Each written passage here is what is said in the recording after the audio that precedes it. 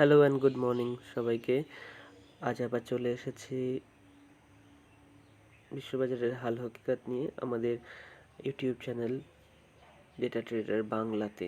তো প্রথমেই চলে যাব ইউএস ফিক্সের চার্টে। এইটি হলো ইউএস ফিক্সের চার্ট, যেটি হলো সবচেয়ে গুরুত্বপূর্ণ ফিনান্সিয়াল ইন্ডেক্স গোটা পৃথিবীর পরিপ্রেক্ষিতে। তো প্রথমেই সেখানে দেখতে পাচ্ছি যে লোয়ার লেভেল থেকে একটা বাউন্স এসেছিল। বাউন্স আসার ফলে এখনও লোয়ার রেঞ্জে ট্রেড করছে যদিও, কিন্তু একটু ভলাটিলিটি মার্কেটে সামান্য বৃদ্ধি পেয়েছে, এটা বোঝা যাচ্ছে। এরপরে চলে যাব ইউএস 10 ইয়ার বন্ড ইল্ডে। 10 ইয়ার বন্ড ইল্ড বলছে যে আমি রেঞ্জ বাউন্ড আছি, সুতরাং নিচের দিকে যে রেঞ্জ বাউন্ডটা চলছে, দেখুন 2023 থেকে মোটামুটি একই রেঞ্জে ট্রেড করছে। ফ্রম এই লেভেল থেকে 3.24 থেকে 4% পর্যন্ত এই পার্সেন্টেজ পয়েন্টের মধ্যে ও ঘোরাফেরা করছে। এখন আরও ছোট রেঞ্জ, এই যে দুটো ইয়েলো লাইন দিয়ে মার্ক করা আছে, ফ্রম 3.6 টু 3.3, এই রেঞ্জের মধ্যে ও ট্রেড করছে বহু দিন ধরে। এরপরে চলে যাব ন্যাসড্যাকে। ন্যাসড্যাক বলছে যে আমি স্ট্রংই আছি, সামান্য টাইম ওয়াইজ কারেকশন বারবার নিচ্ছি, সুতরাং এই রেঞ্জ বাউন্ডই আছেও। আমাদের টার্গেট থাকবে 13,612 লেভেল। এরপরে চলে যাবো ডাউ জোন্সে।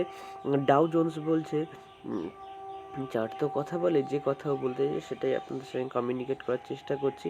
আমার মেক অর ব্রেক লেভেল হলো 33,224 লেভেল, আর আমি এটা বড় রেজিস্ট্যান্স ফেস করছি 34,324 লেভেলে।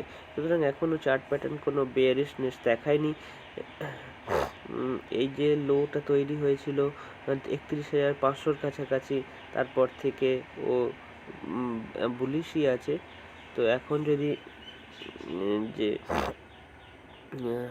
মার্কেট কন্ডিশন, তাতে উইক্স বাড়ার জন্য একটু হয়তো ভলাটিলিটি বেড়েছে, কিন্তু মার্কেট স্ট্রাকচারে বিশাল বড় উইকনেস কিন্তু এখনও দেখা যায়নি।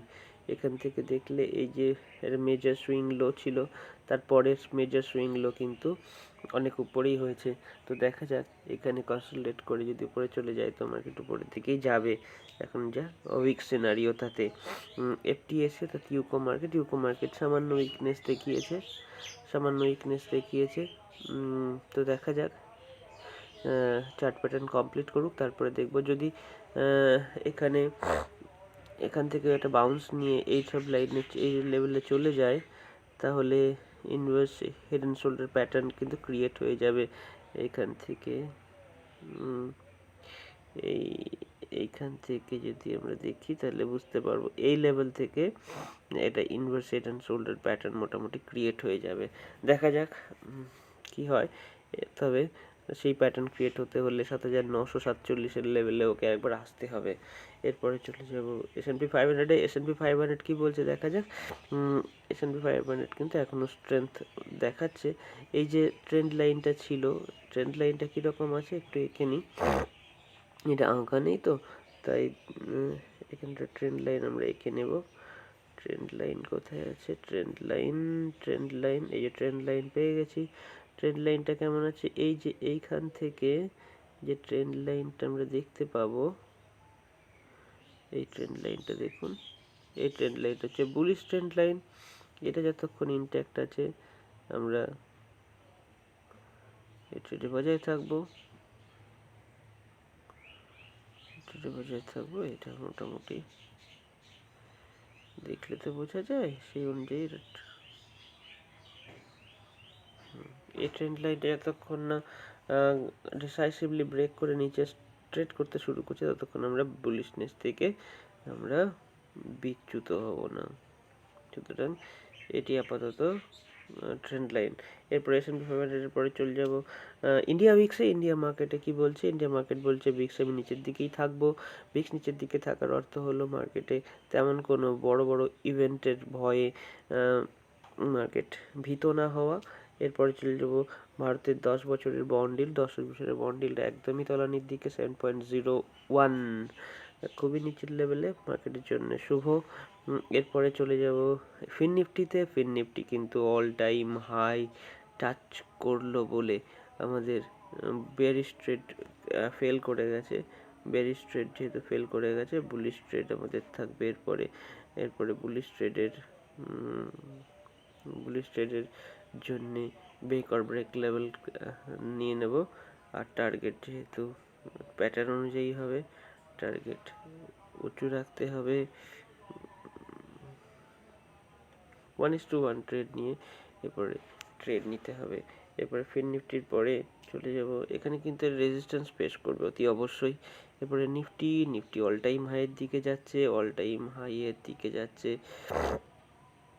এখানে আমরা বারবার করে বলেছিলাম যে এরপরের টার্গেট কিন্তু এই 18,577 লেভেল।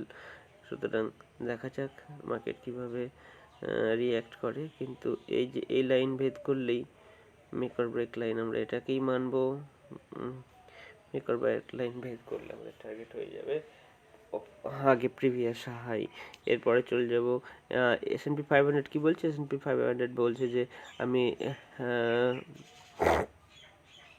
ফ্ল্যাট ওপেনিং দেখাবো। এখানে টার্গেট হিট করে গেছে গতকাল, সুতরাং নতুন ট্রেড আবার ইনিশিয়েট করতে হবে। নতুন ট্রেড ইনিশিয়েট করার আগে আমরা কোনো রেখা রাখবো না, আগামীকাল ঠিক করব যে কি করা যায়। এরপরে ব্যাংক নিফটি আজকের প্রাইস অ্যাকশনটা দেখতে হবে। Bank Nifty all time high almost touch করে গেছে, আজ হয়তো অল টাইম হাই টাচ করে যেতেও পারে। 44,000-এর লেভেল কিন্তু একদম হাতছানি দিচ্ছে, 40,000-এর লেভেল। এবং রিকভারিটা দেখুন, এই রেজিস্ট্যান্স লাইনটা যখনই ভেদ করেছে তারপর থেকে আর ও পিছনে ফিরে তাকায়নি। সুতরাং এরপরের ট্রেড লক্ষ্য রাখতে হবে। এই ট্রেন্ড লাইনটা যতক্ষণ না ভাঙছে, একদম স্টিপ ট্রেন্ড লাইন আছে একটা, ততক্ষণ ট্রেডে বজায় থাকতে হবে। এই ট্রেন্ড লাইনটাকে ফলো রাখতে হবে। এতটা স্টিপ কিন্তু থাকবে না, আমরা একটু রেখে দেবো এইভাবেই। এরপর চলে যাবো গোল্ডের চার্টে। গোল্ড বলছে আমি স্ট্রং। গোল্ডের স্পট চার্ট আমাদের টার্গেট হিট করে গেছে। সুতরাং টার্গেট হিট করে যাওয়ার ফলে আমরা এই রেখাগুলো আর রাখবো না, আর নাহলে আমরা কনফিউজড হয়ে যাব।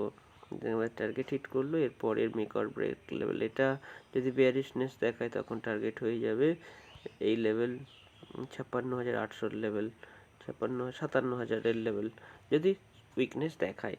কিন্তু এখন দেখাচ্ছে না, এখন স্ট্রেংথ দেখাচ্ছে। মার্কেটকে কনসলিডেট আবার হতে দিতে হবে। এরপরে চলে যাব গোল্ডের MCX মার্কেটের প্রাইস। MCX মার্কেটে 61,493 অল টাইম হাই আমাদের টার্গেট হিট করে গেছে। ছোট্ট টার্গেট নিয়ে, ছোট্ট স্টপ লস নিয়ে আমরা টার্গেট বড় নিয়েছিলাম, টার্গেট হিট করে গেছে। সুতরাং এই টার্গেট হিট করার পরে আমরা আর ট্রেডে থাকবো না, আমরা নতুন ট্রেড ইনিশিয়েট করব এই লেভেল থেকে। একদিন মার্কেটকে কনসলিডেট হতে দিতে হবে। এরপরে গোল্ডের স্পট চার্ট US ডলার টার্মসে অল টাইম হাইয়ে ট্রেড করছে। অল টাইম হাই ক্লোজিং বেসিসে 20.48 ট্রেড করছে। ক্লোজিং বেসিসের অল টাইম হাই চলছে এখন। USD INR উইক থাকার কথা, উইক আছেও 81.69। একটা ট্রেন্ড লাইন চলছে, আমাদের ট্রেন্ড লাইন উপর দিক থেকে যে ট্রেন্ড লাইন চলছে নীল, এই ট্রেন্ড লাইনটি এটি দারুণভাবে রেজিস্ট্যান্সের কাজ করছে আর একটি সাপোর্টের কাজ করছে এই ট্রেন্ড লাইনটি। এই ট্রেন্ড লাইনের কাছে বুলিশনেস দেখালে আমরা কিন্তু বুলিশ ট্রেড নেব। US ডলার অনেকদিন ধরে এই রেঞ্জটাকে একদম কপি বুক স্টাইলে মেনটেন করে চলেছে। এরপরে চলে যাব USD চার্টে। USD বলছে যে আমি এখন কিছুদিন রেঞ্জ বাউন্ড থাকবো। তার কারণ এই যে একটা চ্যানেল আমরা এঁকে নেব, এই চ্যানেলের মধ্যে থেকে না বেরোনো পর্যন্ত আমরা কোনো বড় কিছু ডিসিশন নেব না। রেঞ্জ বাউন্ড দেখানোর যে এই যে পেয়ে গেছি, এই যে রেঞ্জ বাউন্ড যতক্ষণ না যাচ্ছে এই রেঞ্জটা যতক্ষণ না ভেদ করছে ততক্ষণ রেঞ্জটা এরকম হবে না, এরকম হবে। এই চ্যানেলটা যতক্ষণ না উপরে বা নিচে একটা ক্লোজিং দিচ্ছে ততক্ষণ পর্যন্ত আমরা কোনো ট্রেডিং ডিসিশন নেব না।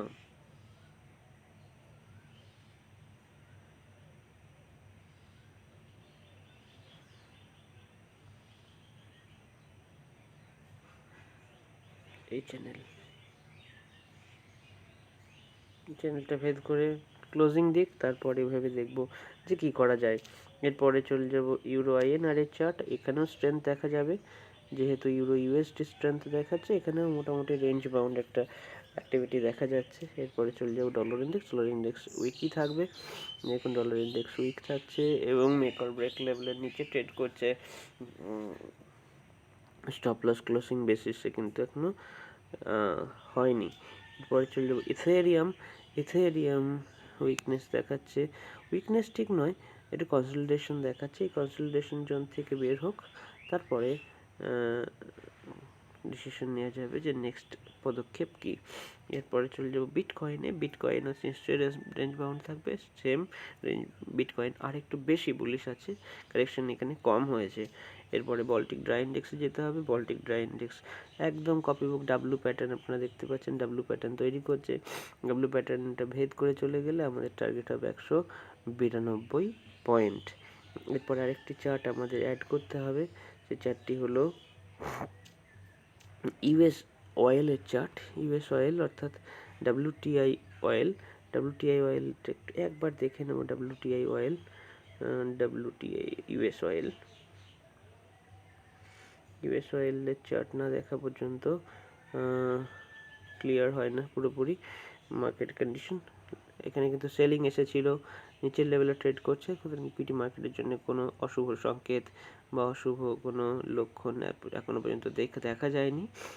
এবং ইকুইটি মার্কেটে ইনভেস্টেড থাকা এখন বুদ্ধিমানের কাজ হবে। তো আজ এই পর্যন্তই থাক, ধন্যবাদ। সবাই সাবধানে ট্রেড করবেন এবং এক মুহূর্তের জন্য আমরা একটু দেখে নিই ইন্টারডে চার্টগুলো একবার দেখে নিই। ইন্টারডে চার্ট 5 মিনিটের টাইম স্কেলে দেখতে হয়, টাইম ফ্রেমে দেখতে হয়। তো একবার দেখে নেব গতকালের পিভট লেভেলগুলো কেমন ছিল, কোথায় ছিল এবং তারপরে কীরকম দেখিয়েছে। দেখুন পিভট লাইন ক্রস করার পরে নিফটি আর পিছনে ফিরে তাকায়নি, সোজা একটানা উপরের দিকে উঠেই গেছে এবং এক্ষেত্রে বুলিশ থাকা একটি শুভ জিনিস। এরপরে চলে যাব নিফটির চার্টও একদম ট্রেন্ডিং ডে ছিল। প্রিভিয়াস ডে হাই ক্রস করার পরে আর পিছনে ফিরে তাকায়নি। এরপরে চলে যাব ব্যাঙ্ক নিফটির চার্টে। ব্যাঙ্ক নিফটি কী করেছিল, ব্যাঙ্ক নিফটিও তাই প্রিভিয়াস ডে হাই ক্রস করার পরে আর কোনো পজ নেয়নি, সোজা উপরের দিকে উঠেই গেছে। সুতরাং এখন